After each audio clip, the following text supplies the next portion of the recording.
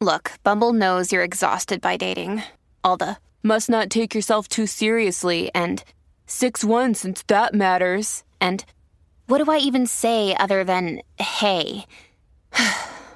Well, that's why they're introducing an all-new Bumble, with exciting features to make compatibility easier, starting the chat better, and dating safer. They've changed, so you don't have to. Download the new Bumble now. We took it all. We brought them to our land. An endless night, ember hot and icy cold. The rage of the earth. We made this curse. Carved it in the blood on our backs. We did not see. We could not, but she did. And in the end... What will I become? Senua's Saga. Hellblade 2. Play it now with Game Pass.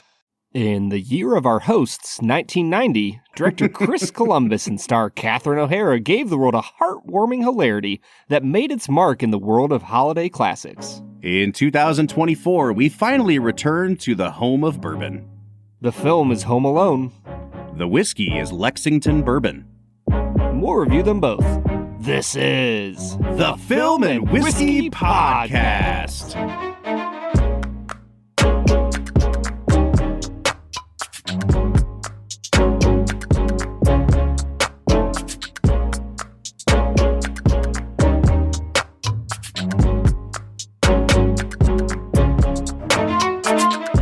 Welcome to the Film and Whiskey Podcast, where each week we review a classic movie and a glass of whiskey. I'm Bob Book. I'm Brad G. And today we are looking at the 1990 highest grosser, Home Alone. Dude, for all the movies that could be the highest grosser, the year that you and I were born, Bob, how do you feel about it being Home Alone? I feel pretty good. I mean, it's a movie that has stuck around in the cultural consciousness. And especially compared to some of the other Christmas movies that, you know, we've been offered in the years since. It's a really good movie, Brad. And it left its mark. It is fondly remembered. Is it a perfect movie? No. But there's a whole bunch of 1990 movies that could have been the highest grosser. I'm pretty glad it's this one.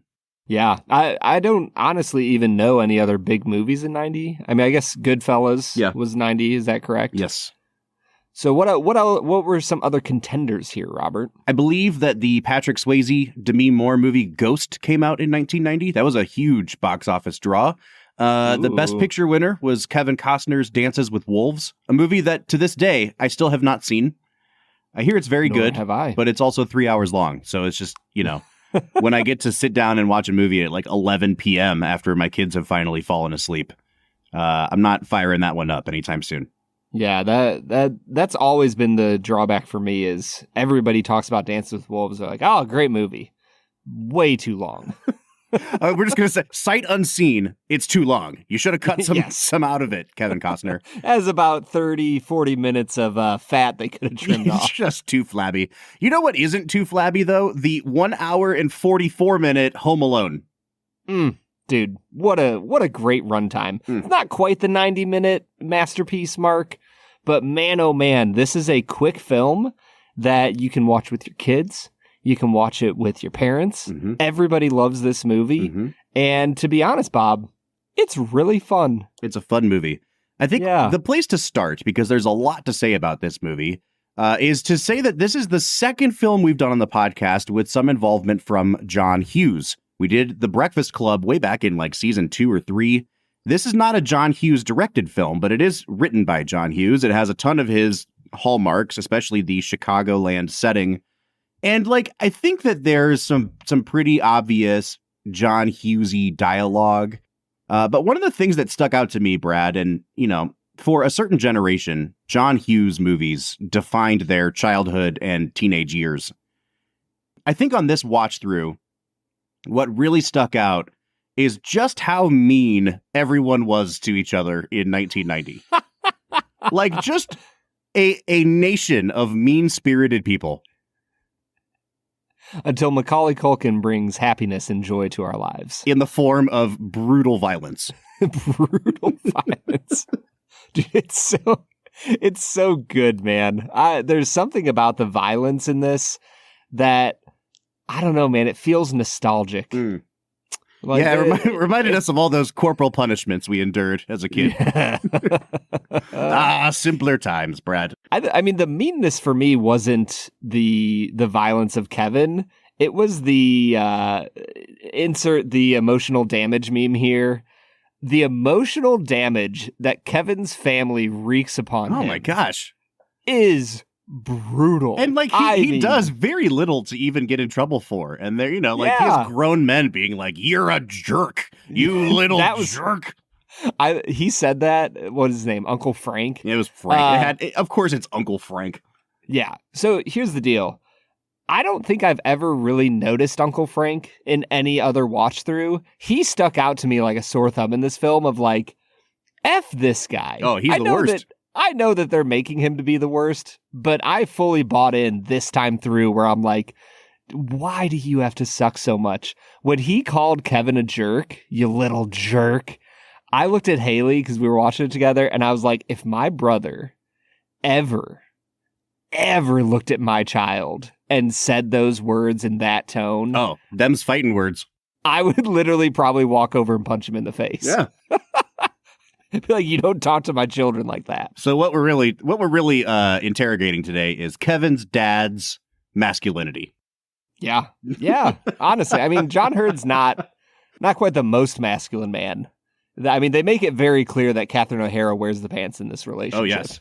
Literally like and metaphorically. The suit pants. All right, man. We've kind of talked around a lot of this movie so far. I think that it's time for us to get into talking about the film itself, and we're going to do that with our first segment of the day, Brad Explains. Brad's gonna give us the movie plot with only 60 seconds ticking on the clock. So let's go ahead and hear your take with this little segment that we call Brad Explains. Brad Explains is the part of the podcast where Brad breaks down the plot of the movie that he has just seen, often for the first time. Brad, how many times do you think you have actually seen this movie before? Oh, probably 8 to 10, I would guess. Mm-hmm. I didn't watch it a ton as a kid, but I remember watching it. And so throughout the years, it's when you're in college, I probably watched it once or twice with friends. Since college, I've watched it once or twice, probably around 8 to 10 times. Well, I imagine that most people listening to this episode have seen Home Alone at least once. It is in constant rotation around Christmas time. I do want to give myself a pat on the back for my timing in releasing this episode, because if there's ever a time that people want to hear about Christmas, it is directly after Christmas. So not even directly after. It's like, when is this coming out? January 18th? Yeah, it's like it's towards the end of January. It is. We have gone through Christmas fatigue and Christmas burnout, and now we have just entered Christmas apathy season. It's a perfect time to release this. Yeah. It's wonderful, man. People are giving up on their New Year's resolutions.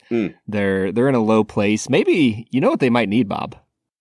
A little dose of Christmas spirit.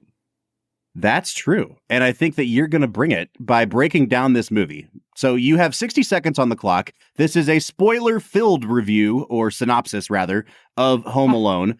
Brad, can you do it in 1 minute or less? I might be able to.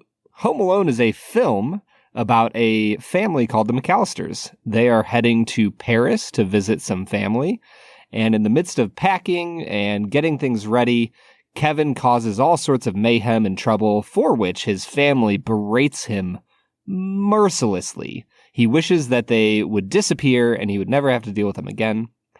And that night, power shuts down in their house. A storm shuts down power in their house. The family wakes up late, rushes off to the airport. There's a miscounting mishap, and Kevin gets left home. Yeah, wait for it, Bob. Home alone. What? For about 3 or 4 days. In that process, his family is trying to get home. Catherine O'Hara, his mother, is trying desperately to get home. 2 burglars try to break into his house multiple times. They finally realize that it's just a kid there, and they attempt to break into the home one last time, and in that evening, Kevin defends his home from all intruders. Boom. In a fight to the death. In a fight to the what should be death. Yes. Many times over. There's just so many great, Columbus just has this ability to hold shots for 1.7 seconds when they should be 0.8. Yes. Especially like in between lines of dialogue. There's always these awkward pauses. Every time Macaulay Culkin has to deliver a line of dialogue, it's like they cut to him for a full second before he responds. Yeah, it's brutal, man. I was thinking of when Pesci's head gets caught on fire, and it's almost like they freeze framed it but kept the audio going, and his face is just like contorted in pain, and it goes on for like, I don't know, a little over 2 seconds, and it didn't need to. Mm-hmm. And I'm like, he just does that throughout the whole movie. And it's charming in some places and not as much in others. Okay, so I have 2 major things about the movie that I want to talk about, Brad. I think the easier and quicker one is going to be, let's just talk about the Christmas of it all. Because this is one of those films that falls into a very specific Christmas film camp. I don't think it's like Die Hard, where you have to even wonder if it is a Christmas movie. Like it is a Christmas movie. Right. But there's a debate, right? Because Christmas is not really a part of the plot. It just happens to take place at Christmas. This is like one step above that, because I do think that just on the surface of this movie, there's really no reason for this movie to have to take place at Christmas time. Like, they could be going on a family vacation on the 4th of July or on Memorial Day or like whenever, and the movie would still work. But what they realized is adding the Christmas element will help underscore all of the emotional points that we need to make. And so, like, it's not really a Christmassy movie, but Christmas gives it a boost. I disagree with that wholeheartedly, Bob. Oh, interesting. Okay. Yeah, the film is about family reconciliation. Correct. Right? And if there's any time of the year that is all about family reconciliation, it's Christmas. Yep. Jesus is reconciling mankind to himself, Bob. Have you never read your Bible? I love that you're just making my exact point for me in a more eloquent way, though. Because, like, you could have a movie. Well, you could have a movie about family reconciliation set at any time of the year. That's what I'm saying is, like, it doesn't have to be a Christmas movie, but having it set at Christmas time gives the movie a boost. Whereas I think that there are other movies, like you look at a movie like Miracle on 34th Street, where the entire movie is about Santa Claus. Like, you can't set that movie on Labor Day. You know what I'm saying? Yeah, but that's a pretty... To say that... that's a very narrow definition of like Christmas movies, like that have to be about Christmas. Like, It's a Wonderful Life doesn't have to be about Christmas. It could be about Uncle Billy losing the money at any time of year. Totally agree. Yeah, there's only like a little bit of Christmas in that movie. I'm not saying it makes it a Christmas movie. I'm not saying it makes anything a worse movie. I'm just trying to say that I think that when we talk about Christmas movies, there are like very distinct categories of how important is this being set at Christmas to the film itself. I have never once thought about a distinct category of how important Christmas is to the film. Man, I absolutely love it when you are in one of your moods, man, and you come in here and you don't even engage. Like, I'm at least trying to have an entertaining conversation, and you're like, nope, this is dumb, and I don't want to talk to you about it. I mean, that's not where I'm at. I just think that there's like the only movie I've ever had a conversation about whether or not like it being set at Christmas matters is Die Hard. Mm-hmm. That's the only one where people who defend it being a Christmas movie are like, well, it's set at Christmas. And me being like a huge defender of it, I'm like, well, there's so much more to why it's a Christmas movie. But I would agree with some people that would say if Die Hard was not set at Christmas, it would not be a Christmas movie. And so I'm like, yeah, it's important that it's set at Christmas, and that helps make it a Christmas movie. I've never once thought about that being important for any other film. Like, Home Alone is a Christmas movie. It's set at Christmas. It's about Christmas values. It's a Christmas movie. End point. Okay. Maybe it would help for me to explain how I arrived at this whole category thing, because... yes. Tell us your journey, Bob. I'm a big fan of this movie, Brad, and I don't ever want to give the impression on this episode that, like, I don't like this movie. I like it very much, and my score will reflect that. I think sometimes when I'm being manipulated by a movie, even when it works and even when I go along with it, like this movie, while I'm watching it, I realize how they're manipulating me and why they're manipulating me. And like at the end of the film, when Kevin's mom comes home and gives him a big hug and I start crying, and then Kevin looks out the window and sees the old man hugging his granddaughter crying, and John Williams is playing like Christmas, Christmas, Christmas in the background. I'm like, oh, okay. Like this all would have worked if they set the movie in July, like emotionally. But the fact that it's Christmas is like they had an ace in the hole. They had one up their sleeve that they were like, also, we're going to make it Christmas time. So you're going to cry twice as hard. And you see it like a 4th of July, like the final scene is Kevin's family out watching fireworks, and he looks across the field and sees the old man sitting with his family at fireworks. They're just like holding a Roman candle together. Patriotism, baby. I guess, so that's what I'm trying to say is like, I don't think there's anything wrong with making your movie be a Christmas movie just because it gives it even more manipulative elements. But I'm also like very aware of it while I'm watching it. Well, here's my question. When you use the word manipulation, are you using it? Because I would say that in our culture, manipulating something has a very negative connotation. Sure. Are you using it with a negative connotation? I think like most of the time when you see that word come up in a movie review, like critics mean it negatively. I don't necessarily think there's anything wrong. I think all good movies manipulate you one way or another. Yeah. If I'm ever going to use it negatively, it's because I think it's being done in a really cheap or easy way. And I think sometimes Christmas, like just making something be Christmas themed is a really cheap, easy way to build in emotions because people have such an emotional attachment to Christmas anyway.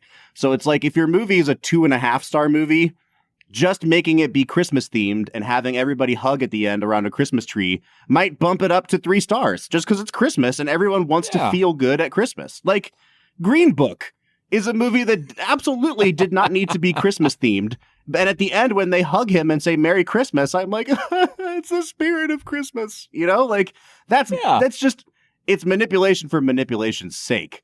And I think in this case, it works. But I'm also like very aware of what they're doing. Cool.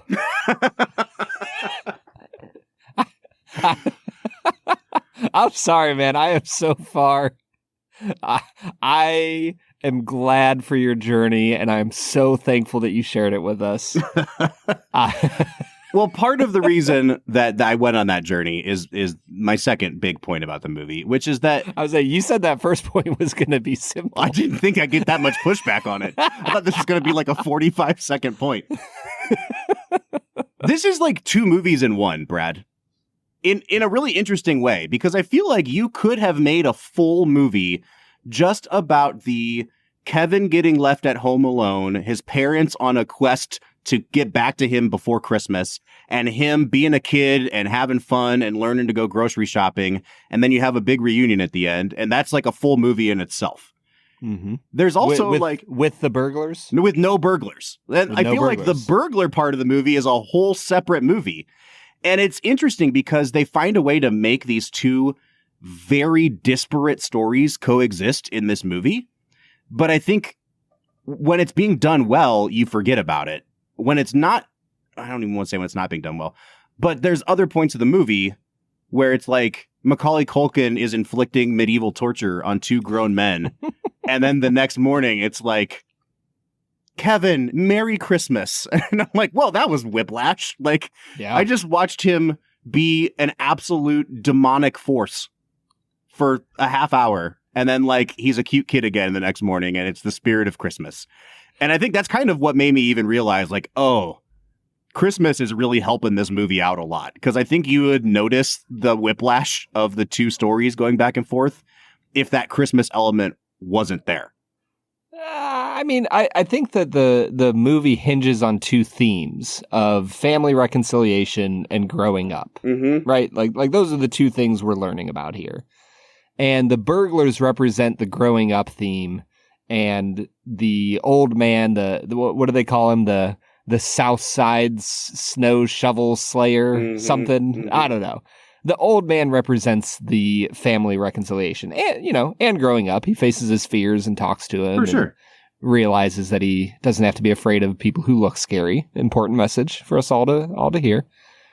I think that the burglars really represent that element of growing up means you protect what you care about.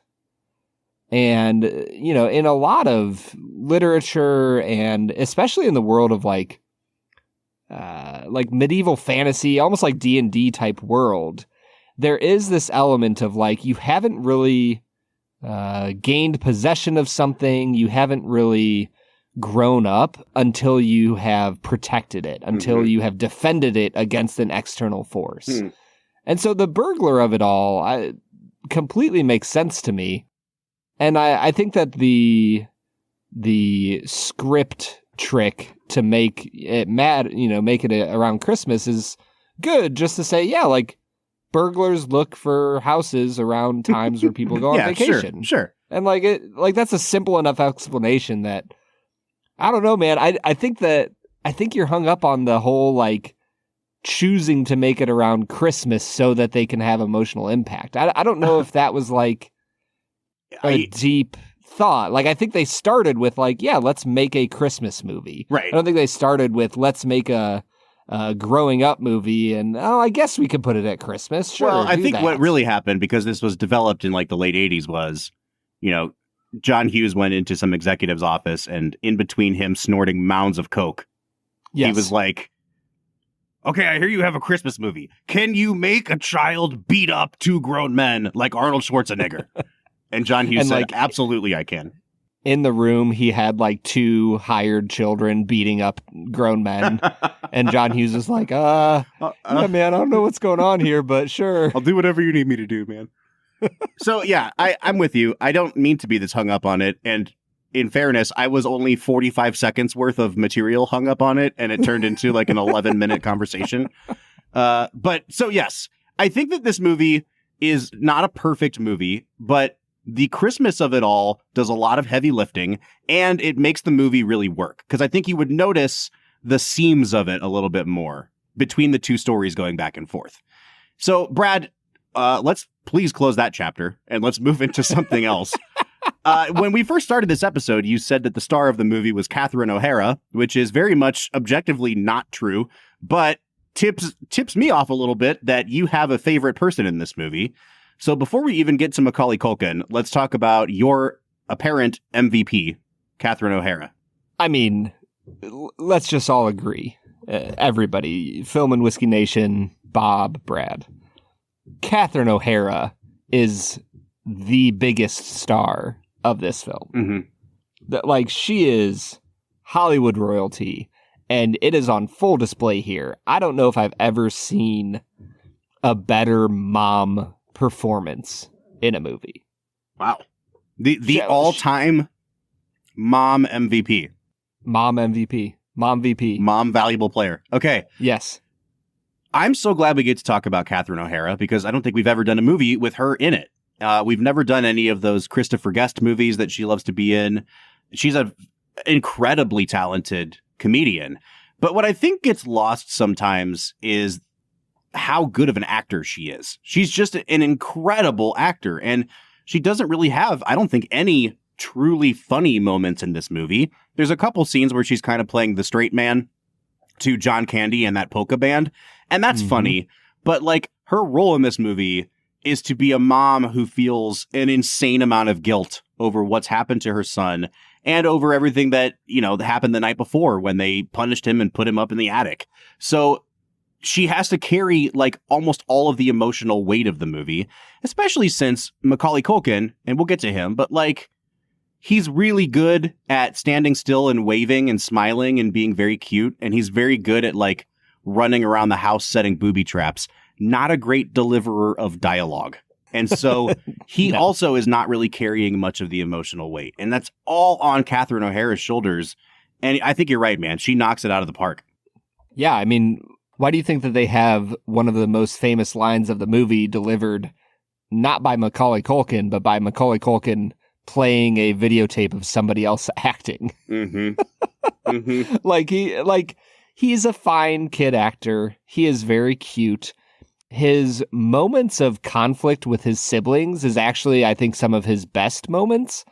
The problem with this film is that I think, and I could be wrong on this, I think a lot of kid actors do better when they are guided by a more experienced actor. For sure. And I think of like a Haley Joel Osment and Bruce Willis, right? Like there's not many scenes where it's just Haley Joel Osment. He's usually with an adult actor who can guide him along, help cover up some of the flaws. Macaulay Culkin is by himself for a lot of this film. And, you know, this is true about any actor of any age.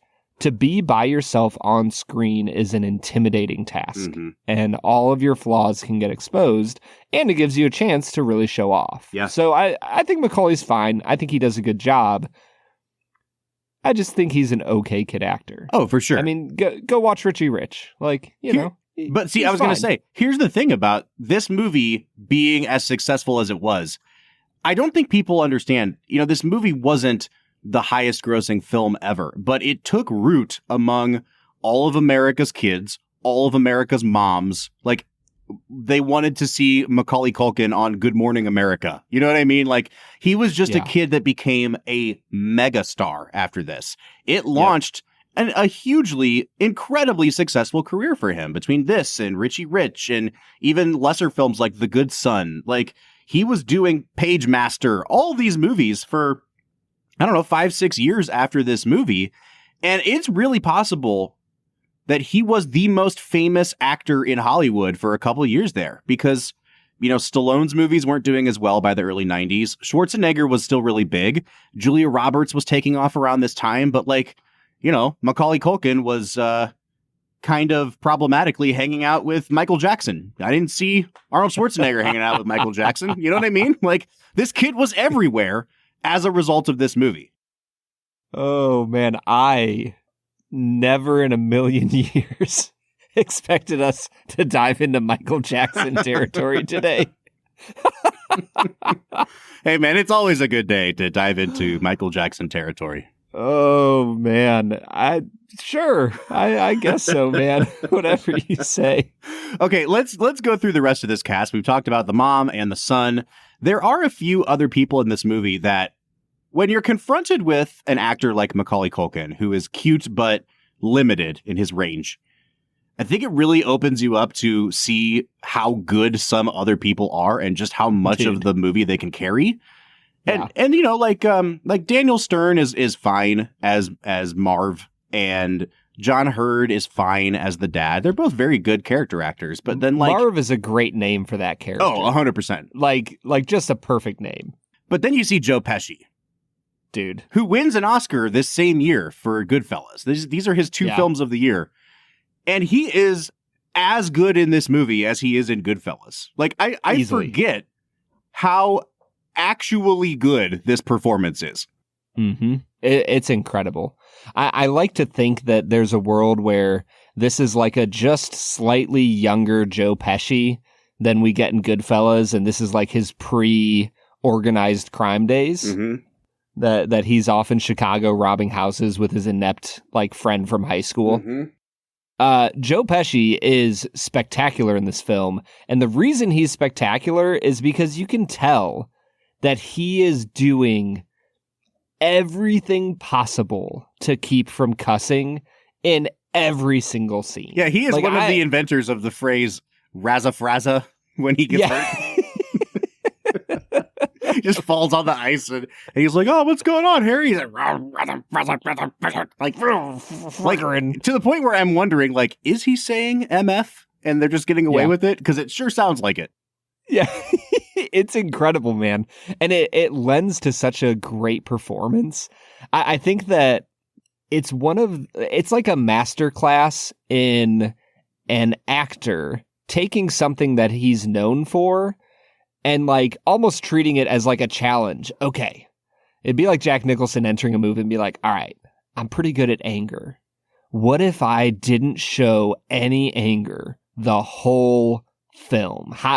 how would I create this character if he didn't have an angry bone in his body?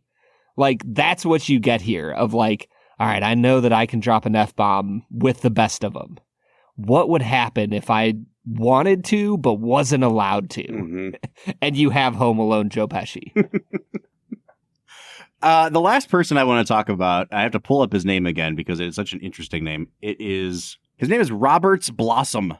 First of all, an incredible name. It's the kind of name that you only get in 1924 when Roberts Blossom was born. Yeah. But he plays the old man, appropriately Christmassy named Marley in this movie. He is phenomenal. He is so good. Brad, I almost texted you halfway through this movie to say, you know what? Home Alone's really not that good. It's not as good as I remember it being. Because there were a lot of filmmaking decisions, like, you know, when Kevin first wakes up and is running around the house and they do it in like fast mo, and all the times he looks directly at the camera and breaks the fourth wall. And I'm like, oh, this is kind of tacky. And then you get to this. The Grinch was rising in your heart. Truly. And then you get to this scene in the church where the old man gives his soliloquy. And I'm also, like, the children's choir, yes, just belting it. And I am like, I'm all in on this movie now. Like, wherever this movie wants to go, I am all in because of this old man. Like, talk about carrying the emotional weight of a film. He freaking killed it, Brad. Yeah. Also, great lesson for adults. Talk to kids like they're real people. You'll be amazed what you learn. Yeah, I know that Macaulay Culkin was reading off a script, but man, oh man. That was really important. And like, I think about Macaulay Culkin in this film, you know, Kevin McCallister. And I think about, what if this was like a real life story? Like, A, he would have a lot of therapy to go to. Mm-hmm. But B, I would have to imagine that conversation with Roberts Blossom would rank up as one of the most important conversations in his life, where an adult took him seriously for the first time in this film, or presumably in his life, where an adult listened to his advice and was like, man, I didn't think of it that way before. Like, I can't imagine a world where that wouldn't be the most important conversation of his young life. And I think that's why Home Alone works as a movie, is because it feels like the emotional beats in the film truly feel impactful for the characters. Mm-hmm. And it just hits so hard. And you're right. Like, once we get to the cathedral scene, man, the movie takes off.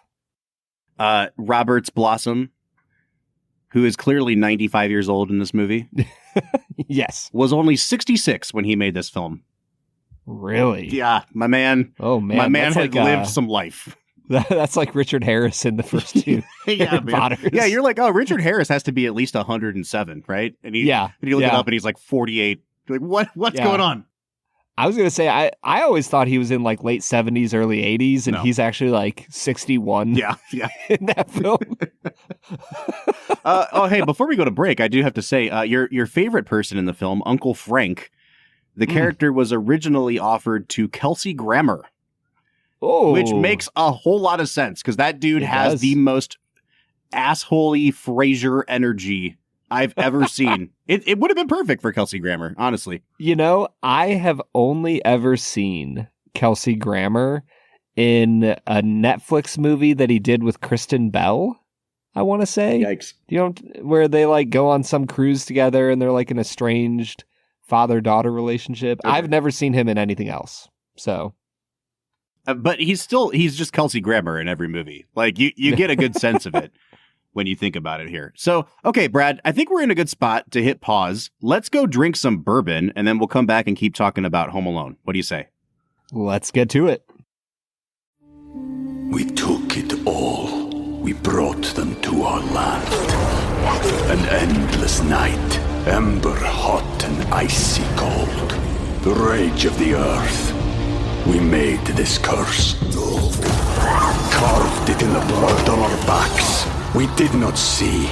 We could not, but she did. And in the end... What will I become? Senua's Saga. Hellblade 2. Play it now with Game Pass.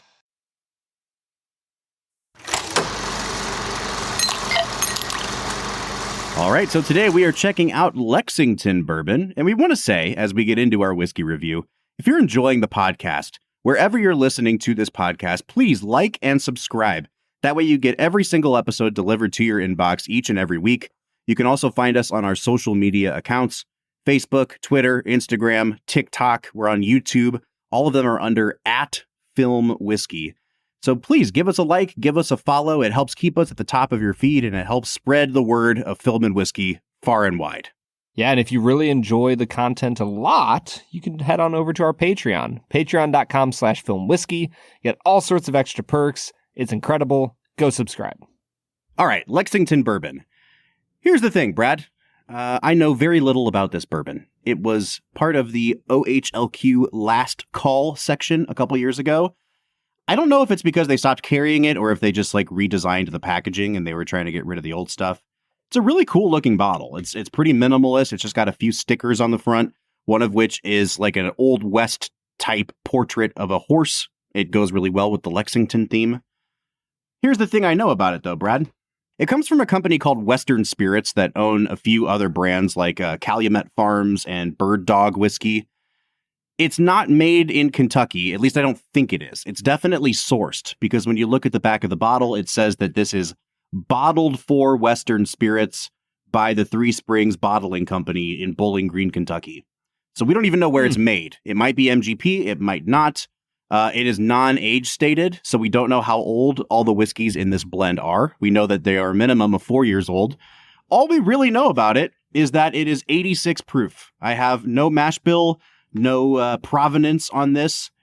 I will say, I don't usually like to poo-poo a company. Like, we usually say, Brad, that if, I don't care if it's sourced as long as it's good. I do take a little exception to calling it Lexington Bourbon, and it has absolutely no affiliation with the city of Lexington, Kentucky. Like, that's a little bit, you know what I mean? Like, you're pushing it at this point. Yeah, a little bit. I think that at this point, it feels like this is probably common enough practice that most whiskey people are kind of like, whatever. Does it taste good? But I am with you. It seems to be drawing upon the region's, notoriety without actually having anything to do with the region. We're not big fans of Cleveland whiskey, but I would like it even less if they were like, oh, it's actually made in Detroit. We just bring it in, like, okay, well, what the hell? Like, you make bad whiskey and then you slap Cleveland on it, like, just to make it. Yeah. Come on. All right. Anyway. Yeah. Lexington Bourbon. Let's dive in, Brad. What are you picking up on the nose? On the nose here, I am getting a decently strong grain smell. It's very corn heavy. I get some cream cheese, some vanilla, and I know that this is just like a synonym for caramel. But I for some reason, when I smelt it, it just popped into my brain. Werther's Original. I'm having like specific whiskeys pop in my head as I nose this. I get a little bit of like Elijah Craig. It's got a good Heaven Hill kind of nose. But then I also get a little bit of like regular Woodford Reserve. It's got some of that maltiness that I really like. I like that your tasting notes have evolved from like actual things that people know and can like think about to like now I just think in whiskey. Well, I think I'm trying to pinpoint like who made this for them and what does it remind me of. And so those were the first two that I got. And then underneath that really nice, almost like well-aged bourbon note, I get like a candy apple, but it's like a green apple. It's almost like one of those green apple suckers. I get a lot of caramel and then like bright candy green apple on this. It's really nice. I just have no idea where that green apple note's going to go. Like, is it going to be a sign of a really young tasting whiskey? Is it just something cool that got added in there? I have no idea. I am going to give it a 7.5 on the nose. This is way better than I anticipated it being. Oh, I give it a 6 out of 10 on the nose. Wow. I thought that the graininess kind of detracted a little bit. Luckily for Lexington, or is it Lexington Bourbon, the taste came up quite a bit for me. On the palate here, I got a nice, strong caramel opening. There's some vanilla cake. There's some almonds. And I was so glad that you said green apple in the first half, Bob, because for me, the green apple really came through on the palate. I give it a 7.5 here. I'm going to come down a little bit on my score, on my tasting score, because it has a lot of really good flavors to it. And there's also like a lot of oak here that I wonder if there's like some older stock blended in, because it just tastes really well rounded. It doesn't taste young at all, but it's super thin. Like the mouthfeel on this, when I first took a sip, from the front of my palate to the middle of my palate, all I could taste was like sugar water before any flavor came up. And it's really, really thin. I wonder how good this would be at like, you know, like a 94 proof, like an Elijah Craig. I think this would be significantly better. I like it, and I think it tastes great, but it almost gives the sensation of being watered down. So I'm just going to give it a 6.5 on the flavor. Yeah, and as we get into the finish, I think there's some nice fresh bread notes here. There's caramel drizzle. There's some black pepper. It gets just barely spicy at the end. Mm-hmm. It's a decidedly decent finish. I'll give a 7 out of 10. I have no idea how much, if any, malted barley is in this, but I think it gets a little bit malty towards the end. There's a lot of oak. It doesn't really get bitter, but those kind of bitter notes definitely come out more than they did throughout the rest of the experience. Not a bad finish, but it's really, really short. Like, really short. And I think, again, that has to do with how proofed down this is. I'm going to give it a 6.5 again. It's really good, but when I think about all the whiskeys I've ever had, it doesn't really stand out, Brad. Yeah, there's not quite enough going on here for it to get high scores anywhere. I actually think that the balance here is decent. It has a very consistent flavor profile. There's not a ton of complexity, but there's enough variety here that I'll give it a 7 out of 10 on balance. I'm going to do the same. I think a 7 is a perfect score for this. It's really well balanced. It's just kind of like a well balanced, slightly above average product. Yeah.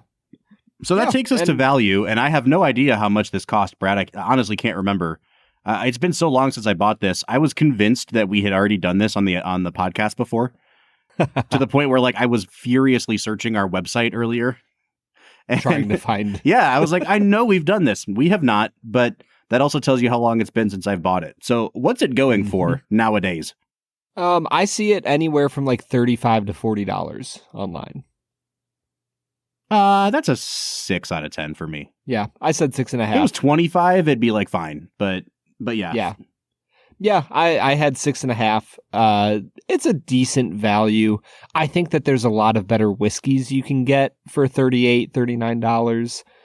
If you are looking for a classic bourbon experience, this is a decent value. Bob, my total is coming out to a 34 out of 50. I am at a 33.5 out of 50. So we're at a 33. Look at us. Yeah, 33.75 on average, or a 67.5 out of 100. Yeah, this is like a solid, I know 67 is a failing score on the American grading system, but like, this is like a C-level whiskey. There's nothing wrong with it. It would make an okay cocktail, but I still think it's a little bit too low proof to really stand out anywhere. I think it would be a good whiskey for people who are just getting into bourbon. There's a lot of sweetness here, and it gives you like an introduction to what malty notes and oak taste like.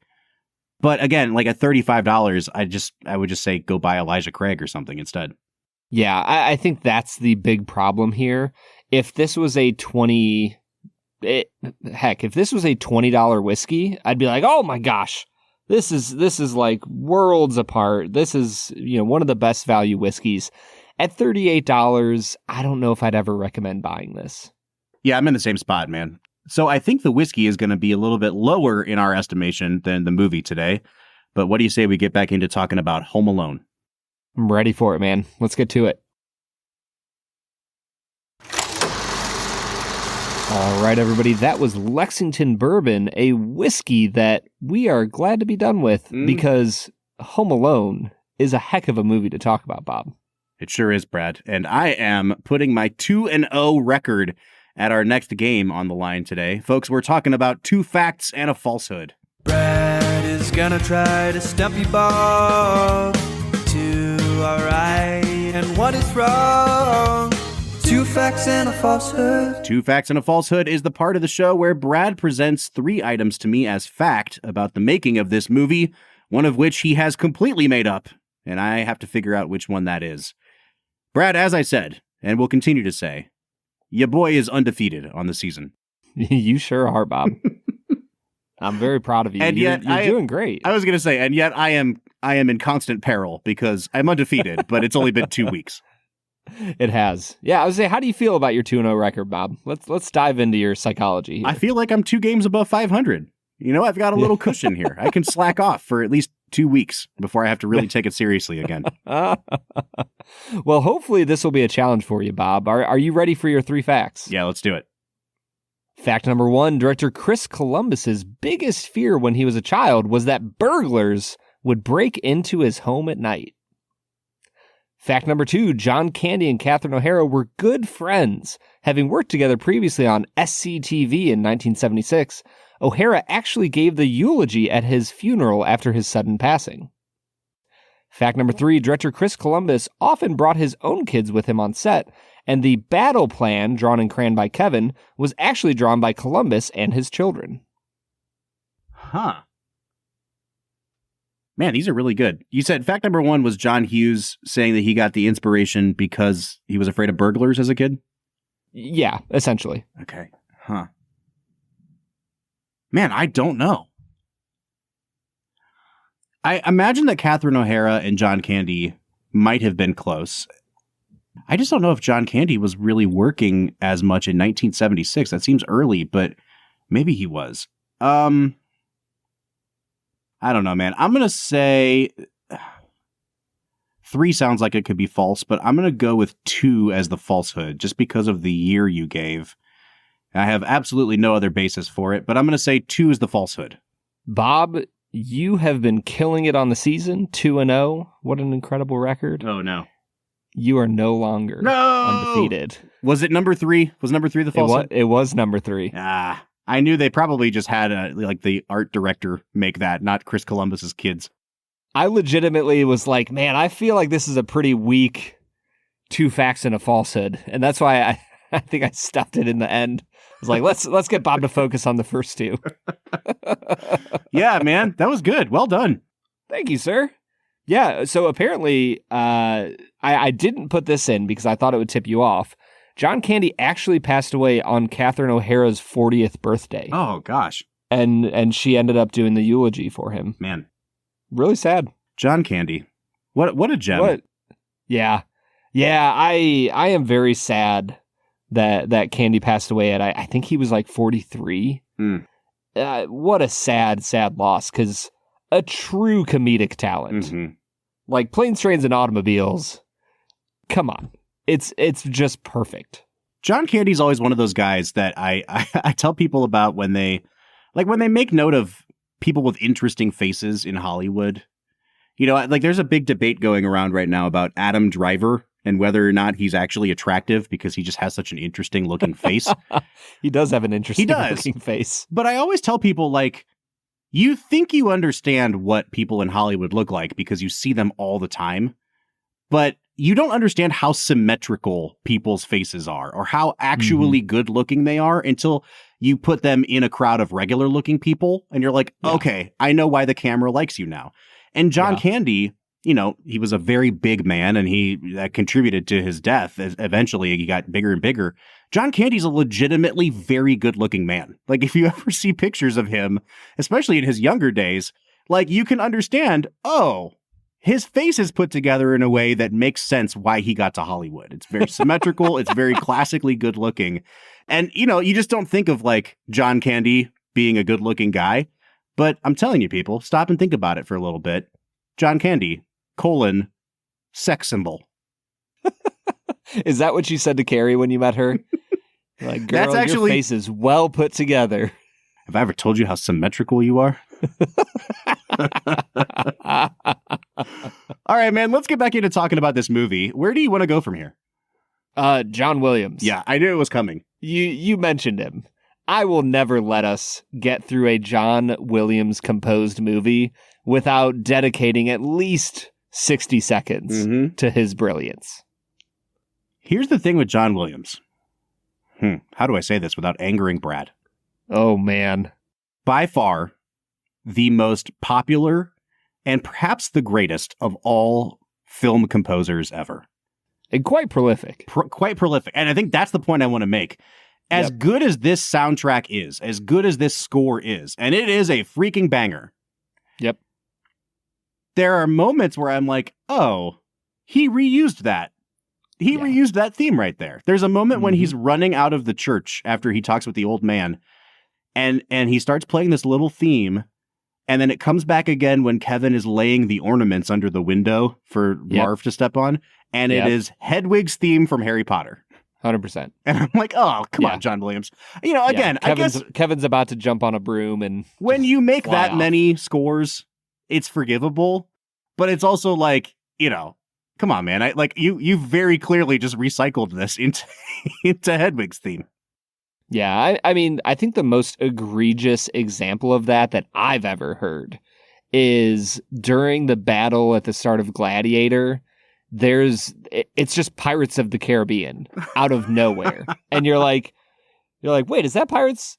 Oh no, that is 100% like the Pirates of the Caribbean theme song, note for note. That's like hilarious. He didn't even try to change it a year later I guess, what was it? 2003? Yeah, it was like 3 years later. So like 3 years later, he didn't even try to change any of the notes. Yeah, at least John Williams waited a full decade plus for Harry Potter. Yeah, exactly. And I will say, because I'm a huge John Williams fan, that makes sense to me.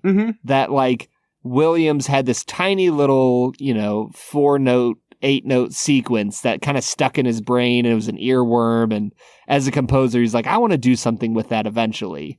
And sure, 10 years later, you get a chance to write a movie about a magical child, and you're like, oh, I think this will fit. That makes sense to me. You can't talk bad about my boy. No. But I will agree with you.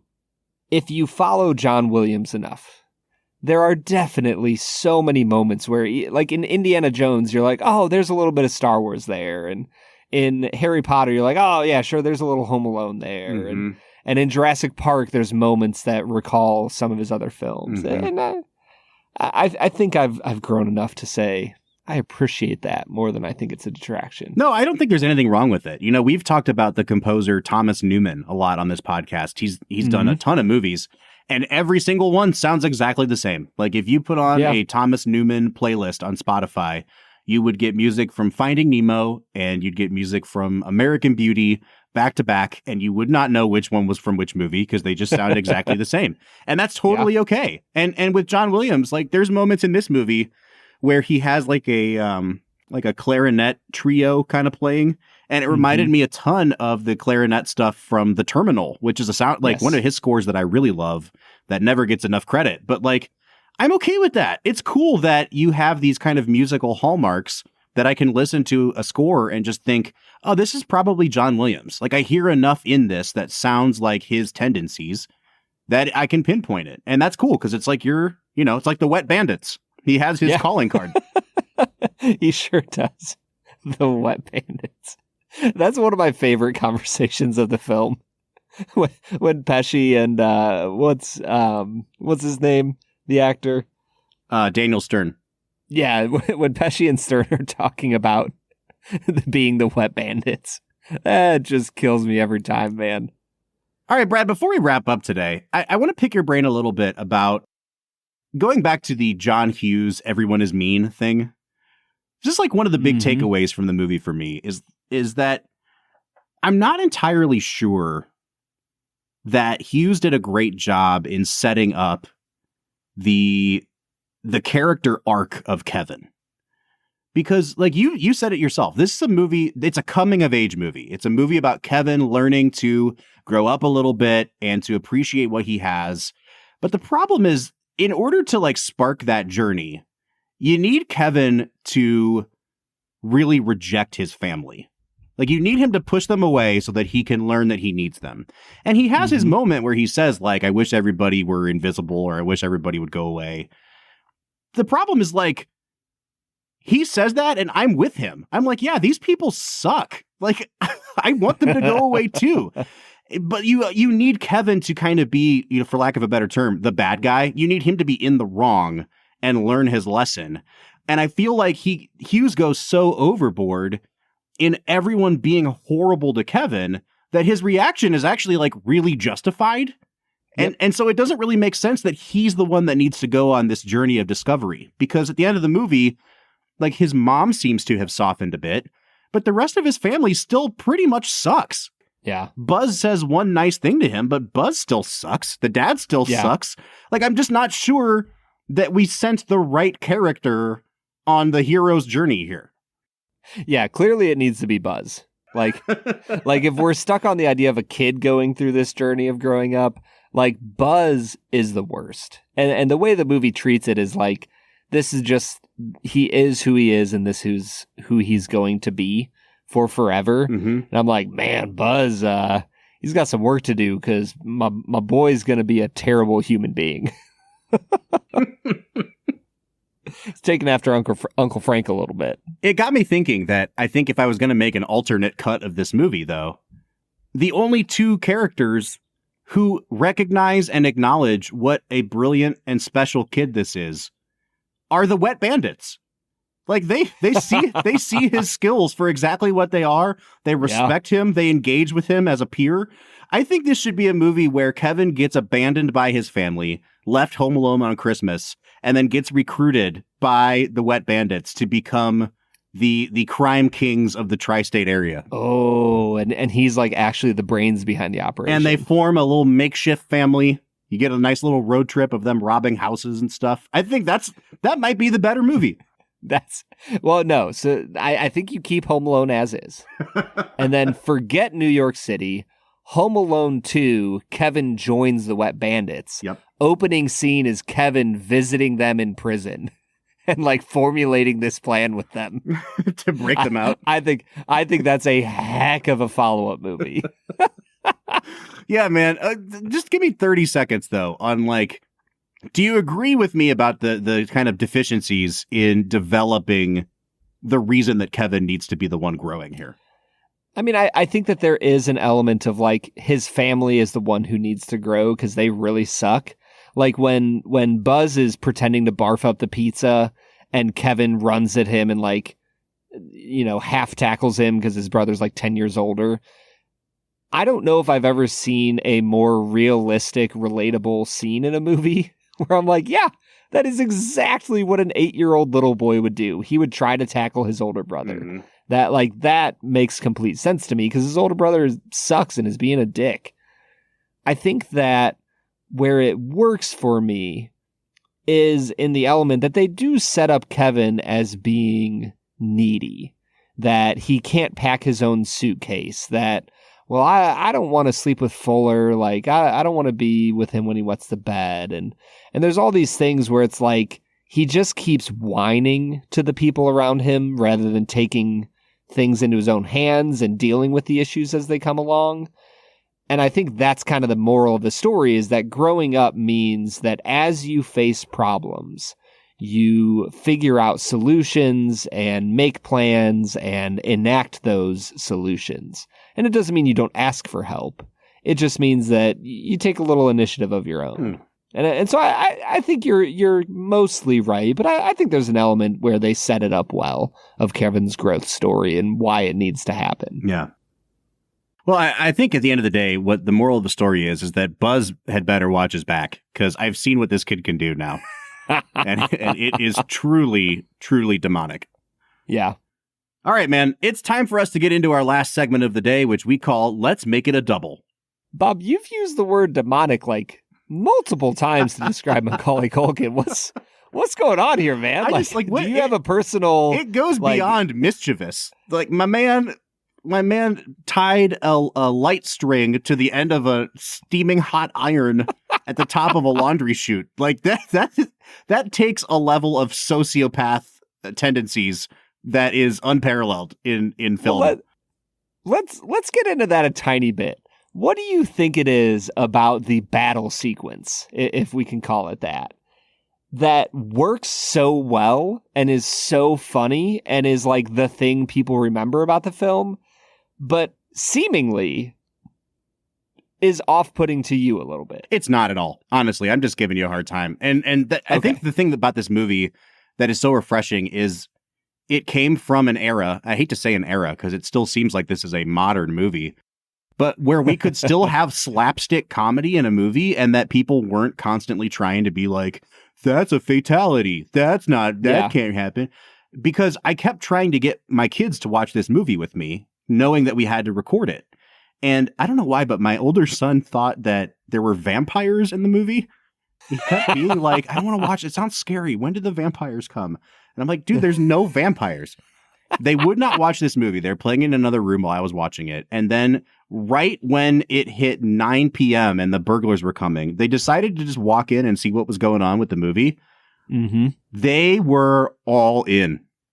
As soon as Joe Pesci hits that icy step and flies backwards. Obviously. I have not heard my kids laugh that loud in a long time. And boy, oh boy, does it make a heart warmed to see children laughing at slapstick violence. Because it was just, you know what I mean? Like, for all the stupid things I could say about this movie and, oh, it's really violent. Like, my 3-year-old was watching this and freaking cackling. It was so funny to him. It just works, man. Yeah. Yeah, no, I think that the main reason it works is because Columbus keeps it from running on too long. Mm-hmm. Like, you remember this as the primary part of the film, but it only takes up about 15 minutes. Yep. And I think that other directors would have let it go on for much longer. And Columbus has the wisdom to keep it a nice, tight 15 minutes, great slapstick comedy. Let's move on to the emotional payoff of the film. Yep. Yeah, man. Totally agreed. So you thought you were going to get a gotcha moment on me, but I'm with you. I think the slapstick works perfectly for all the things I can say about how sociopathic this kid actually is, if you think about it. Like, at the end of the day, it works. He is a heroic defender of his home, Bob. He's not a sociopath. Okay, now it's time for us to get to our last segment of the day, which we call Let's Make It a Double. We're near the end of the episode, so thanks for listening to the Film and Whiskey Show. Let's pair another film with this one, even if it's a struggle. It's our final segment of the day, now let's make it a double. Let's Make It a Double is the part of the podcast where we pick a movie to pair up with this one to make the perfect double feature. And Brad, I don't know if I ever noticed just how many P letters I say in that sentence, but what an instance of alliteration. Yeah, it's incredible, Truly Bob. Great writing. I love it every week. All right, man, you go first. What would be your perfect movie pairing to go with this one? I think I'm going to lean into the chaotic child element of this film, and I am going to pair this with a classic film of my childhood, 1993's Dennis the Menace, which includes the incredible Walter Matthau, but more importantly, Christopher Lloyd playing a character named Switchblade Sam. Christopher Lloyd really making a name for himself in like kooky villain parts at this part of his career. Yes, this is right around incredible. When he did Who Framed Roger Rabbit as one of the scariest villains of my childhood. Yeah. I've never actually seen Who Framed Roger Rabbit. Oh, it's a good one. Yeah, you'd like it. But that's not your pick. Your pick is Dennis the Menace. A film that I have to imagine for non-English speakers, the title is very confusing because it rhymes, but those two words are not spelled alike at all. Yeah, Dennis that would the be Menace. confusing. All right. For mine, I'm going to go with another movie that has to do with a person being left alone. I think some of my favorite parts of this movie are Kevin just figuring out how to do stuff. Like when he finally figures out. Castaway. It is Castaway. Thank you. It is? F you, man. I was trying to build it up. I was guessing. It's Castaway. I think, like, what a movie. If you want to see it done better, watch Castaway.